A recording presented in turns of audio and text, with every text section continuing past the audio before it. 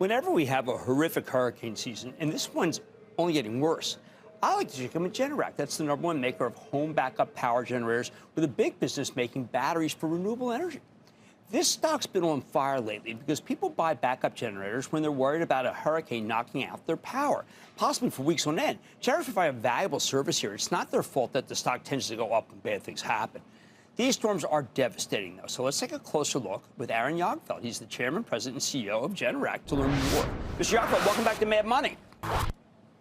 Thanks, Jim. Thanks for having me. See, Aaron, I've got to tell you, these storms in particular are kind of, they're mesmerizing the country because it seems like, one, they're more powerful, but two, they're going places that we didn't think that you could have these kinds of hurricanes. Now, for Generac, are you seeing areas that, frankly, don't have a lot of Generacs that probably now people realize, wow, I guess we need this? It's not just the Northeast and Michigan? Yeah, I mean, you're right, Jim. I mean, the storms have been, first of all, it's just devastating to see the images and understand the damage that these recent storms have caused. I mean, specifically Helene in the Carolinas, and there's a good example where, we've sold some product in the Carolinas over the years, but we're definitely going to sell a lot more given, the type of infrastructure loss that happened there, and frankly, the fact that, I think people have become a lot more aware that outages can have a lasting impact in a community like that. Now, what are you talking with people about climate change? Climate change became political in this country.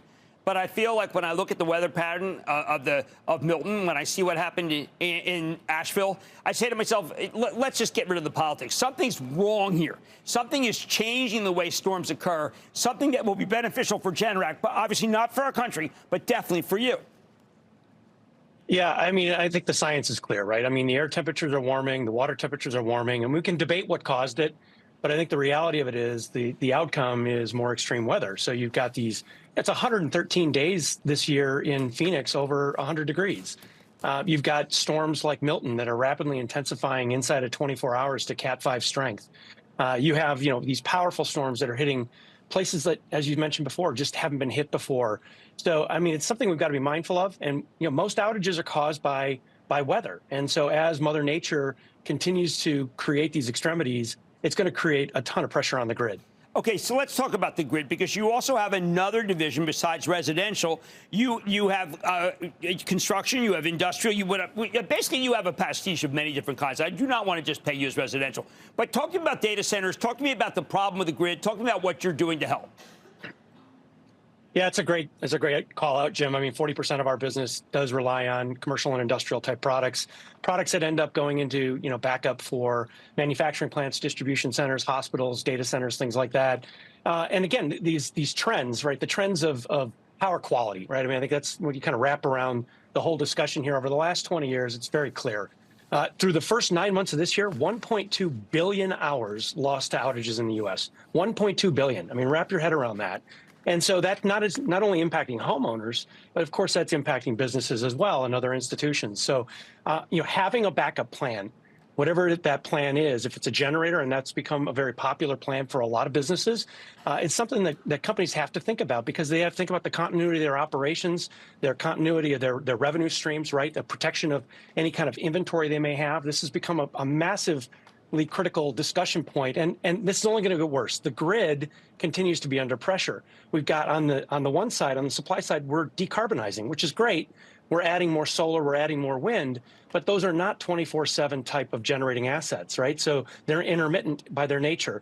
And then on the demand side, what we've got is an increase in demand through the electrification trends that we see, including transportation, right? We're just in the early innings of EV adoption, and now you mentioned it, AI.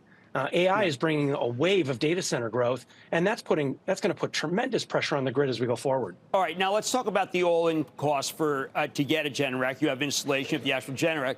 They can run into a larger amount of money. Interest rates coming down must also help your business tremendously. It does, and you have to think of this as a home improvement type of project, right? So it's $12,000 to $15,000 with installation. And that you're right. It's a tidy sum of money. It's not inexpensive, but the peace of mind that it brings is priceless.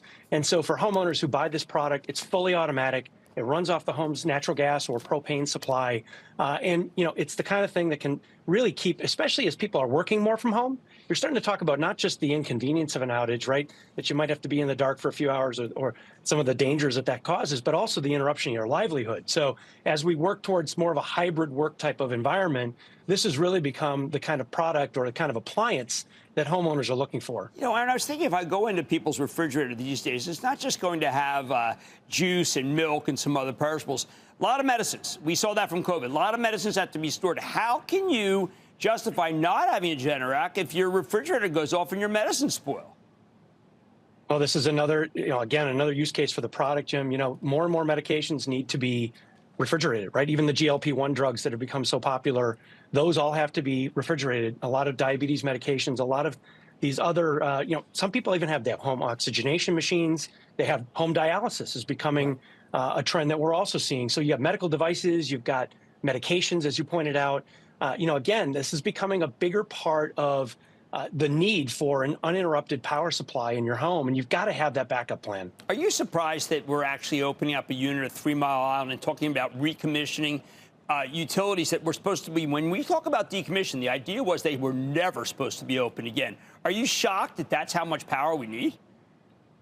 I think it speaks to the critical nature of the situation we're in, right? I mean, the fact that we would be reopening power plants, and a nuclear plant called 3 Mile Island. I mean, I think I would have started probably with a marketing pitch of changing the name, but let's call it what it is. I mean, there is a significant concern over availability, power availability, to actually have to reopen these nuke plants or keep plants that should be end of life and keep them running much longer than they were intended in their design life. That's what we're up against. And I think utilities and grid operators, they see it for what it is. It's very challenging today to go out there and try and solve their problems the same way they would have solved them historically, right? If you knew there was load growth coming, and this is the first time in a couple of decades that utilities are seeing load growth in the current lifetime, now they would have solved that by putting in a peaker plant, a gas peaker plant, or another type of asset, a thermal asset. They can't do that today because of their decarbonization goals. They really have to look for something, a different solution. And nuclear is an option, but it takes a long time to build a nuke plant. And the fact that we're recommissioning a plant that's been decommissioned says a lot about the state of the grid today. All right, now, one last question. I know that when we were out in Dearborn looking at Ford, they have the F-150, and they were talking about how probably, look, if there's an outage, you can just plug your truck into your house. But EV sales have kind of petered out. I mean, was that something you were concerned about for your numbers, and now it looks like that it's not as much of a competition as you thought? Yeah, I think, the idea of taking, a vehicle, an electric vehicle, and using it to back up your home, I think that's an interesting idea, right? You have this large battery pack sitting in your garage if you already own one. And so why wouldn't you use that? The reality of it is you're really making a trade-off between reliability and mobility, right? So if you think about that situation, if you're out in Northern California and PG&E is sending you a notification telling you they're going to do a power safety shutoff because there's wildfire danger in the area.